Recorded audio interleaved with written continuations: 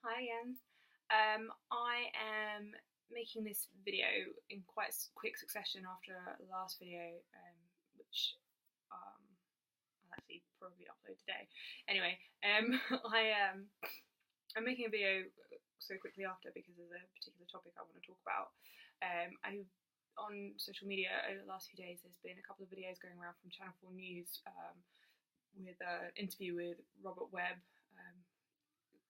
Talking to Christian Gurumurthy and discussing gender, and specifically from his point of view as a man and having been a boy growing up, and now he's got obviously a wife and he's got a daughter, and talking about how they address the issue of gender in their household, and also the ideas that are put upon boys specifically about not being able to express their emotions, or not really being taught to express their emotions. They're sort of wear this, as he puts it, I think he puts it as like a matter of pride or a badge of honour, not having emotions, and it being more manly to be sort of tight-lipped and to just get on with things.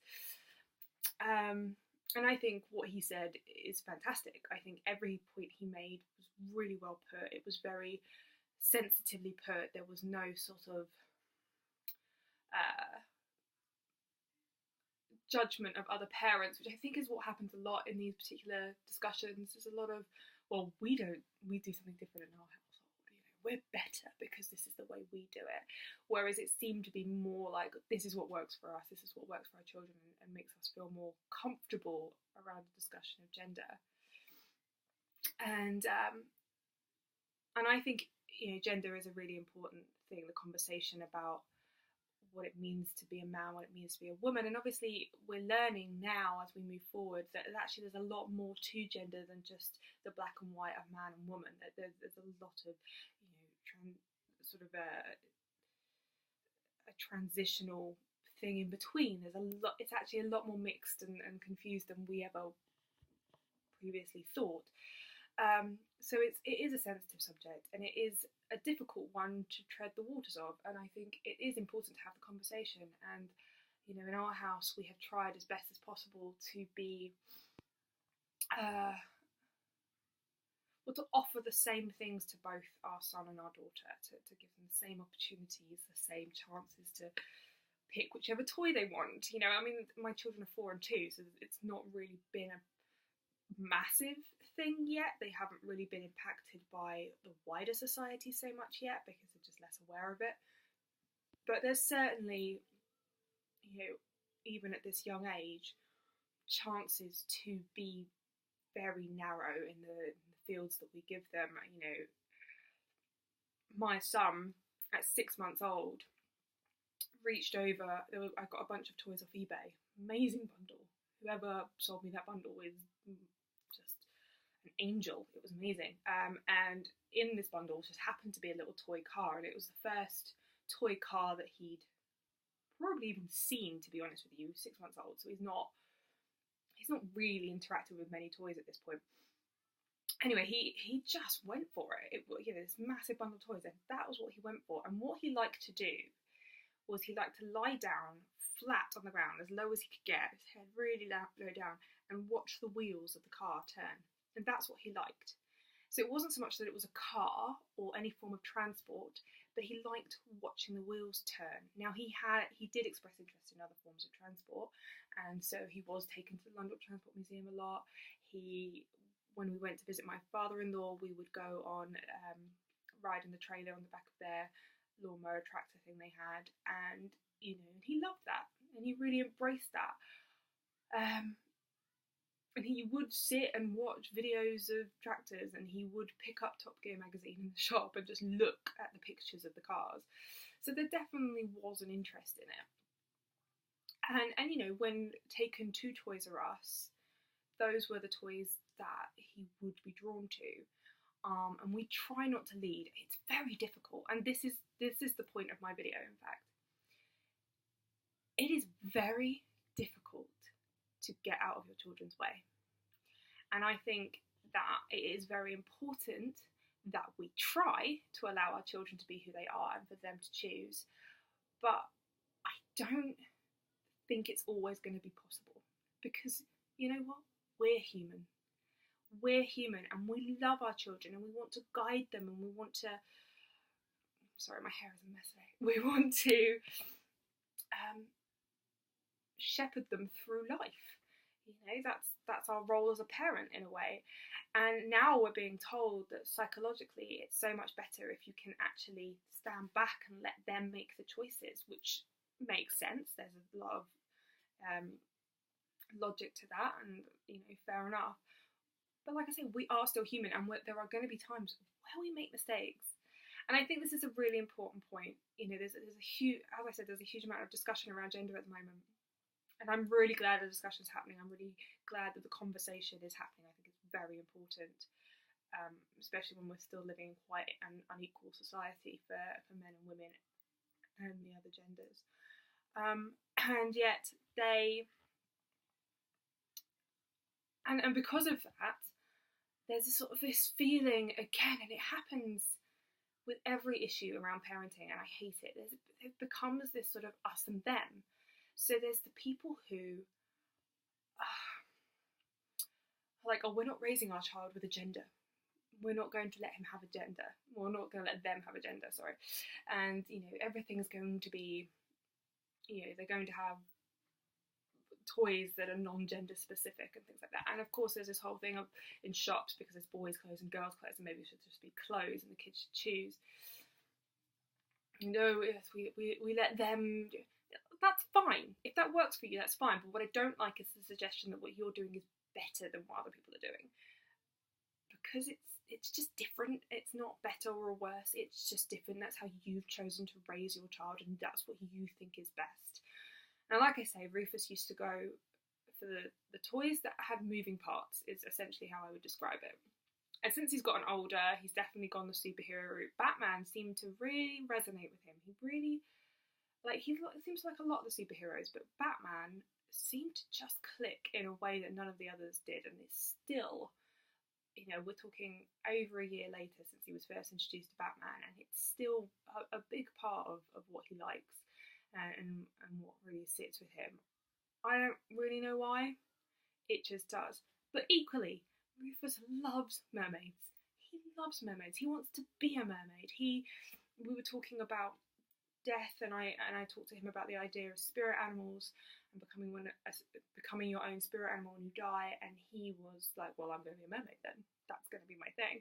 So, you know, mermaids, which are typically, you know, sort of a girly thing, and yet he loves them. He absolutely loves them, and I'm not going to tell him not to.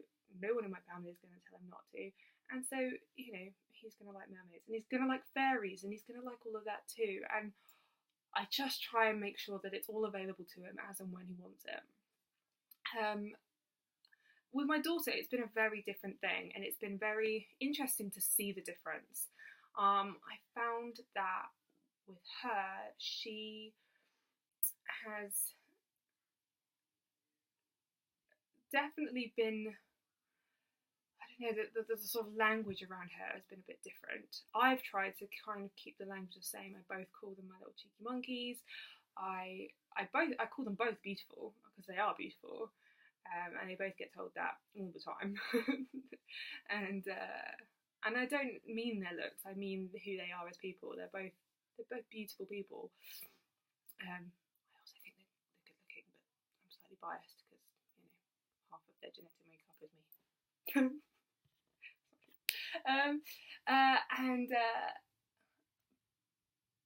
But yeah, so there's definitely been a difference, and of course, you know, I'm human, and I looked forward to dressing her in little cute clothes. Now, my daughter is a very independent lady, which I applaud, and she now picks out her own clothes and is very decisive over what she will and won't wear, and that's great. I love that she's like that.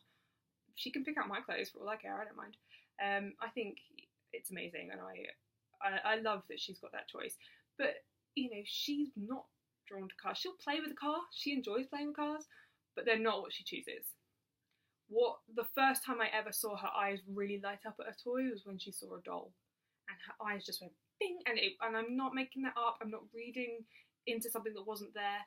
I swear to you, now other people there at the moment as well, I swear to you that it was the first time that she really went, oh, toy, and it just spoke to her. And she's got a few dolls, most of which she's chosen. I think maybe one or two were bought for her sort of as a birthday present or something, but yeah, a lot of them were chosen. When we went to Disneyland earlier this year, and when we went, what she wanted was, they do like these like baby doll versions of the different princesses and stuff, and she just fell in love with Princess Anna from Frozen, so she wanted the doll of that, which we got her, and it is her favourite. It's the one she carries around the most and takes to bed with her and things like that. She loves Anna. So that's, that's fine. If she wants to play with that, that's fine. But I have tried to, we didn't buy a lot of toys when she was born because we had all the Rufuses. So she has had access to all the same toys that he had. And, loves Batman and runs around saying she's Batman, but she equally runs around saying she's a butterfly. So, I'm just trying to do the best I can. And I think that's all anyone can really ask of a parent. I'm aware of the conversation. I'm aware that it needs to be done, and I think that it would be great to make more people aware of the conversation around gender. But I'm not perfect, and I am just trying to keep my kids safe and happy. And I think because I am aware of the situation, it will make me have more presence of mind when it comes to the things I say to my children, especially around feelings and things like that. With Rufus specifically, making sure that he knows it's okay to be upset. He's an anxious person at heart, and he's very sweet, very sensitive little boy. That's just who he is, and I'm not going to tell him not to be that. And sometimes he overreacts to things, and I'm going to let him know that he's doing that, the same way that I overreact to things and I need to rein it in. But he's having an emotion, and that's okay to have an emotion, and he needs to know that it's okay to have an emotion, but to know that it's not okay to have that emotion very loudly in the middle of a supermarket. And to maybe wait till we get to the car and then we can talk about it. But no, he needs to know that it's okay and that he's safe and that we hear and we care about him and we care about how he feels. And yeah, that's what we're working on. And each day is a new day. Each day is a learning opportunity for that. And we're doing the best we can. But once he gets out into the wider world, I don't know what's going to happen. But as long as his home life is somewhere safe where he can be who he is, I think hopefully he'll be okay. But yeah, that's all I really want to talk about, was the fact that I think it's great that the conversation is being had, that it's becoming a public thing, that I think that Robert Webb did it brilliantly, spoke about it really brilliantly, really articulately, and with a lot of compassion. And also to just let people know that you don't have to be perfect at it, you don't have to get it right every time, you don't have to change your entire environment and protect your kids from the outside world to be able to get the message across that you can just be who you are and that's okay. And yeah, just don't beat yourself up about these things. Try your best, keep it in mind that there are issues around gender as well as all the other things, but don't have this as another reason that you feel like you're a failure. Like, don't do that. That's not fair. We're all just trying to get through, and I'm sure you're all doing a great job. So that's it really. All right, well, it might be a couple of days before I post again rather than within the next 24 hours. But anyway, I will talk to you soon. And please comment below. I really want to hear people's opinions about gender. I think it's a really interesting topic and I'd love to get in a conversation about it. And you can follow me on Twitter or Instagram. And I'll put the links down below for that. And yeah, please subscribe and let me know what you want me to talk about, because I am open to suggestions. Okay, bye.